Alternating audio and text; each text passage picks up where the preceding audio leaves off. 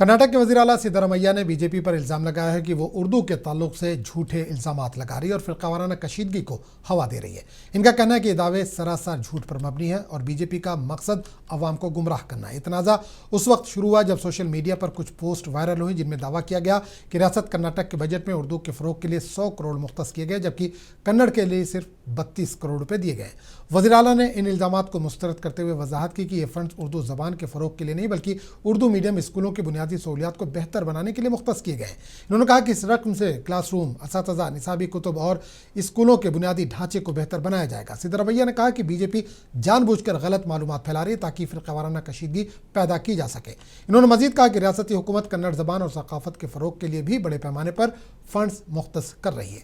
वज़ीर आला ने कहा कि ज़बान को किसी मखसूस मज़हब या ज़ात से जोड़ना उस ज़बान की तौहीन के मुतरादिफ है। इन्होंने कहा कि रियासती हुकूमत कन्नड़ समेत तमाम ज़बानों का एहतराम करती है और तेलुगु, कोंकणी, बिहारी और आरी भाषा जैसी ज़बानों के फ़रोग़ के लिए भी फ़ंड्स मुख्तस किए गए। इन्होंने बीजेपी से मुतालबा किया है कि वो आवाम को गुमराह करने पर माफ़ी मांगे और फ़िरक़ावाराना हम आहंगी को नुकसान पहुँचाने की कोशिशें बंद करे।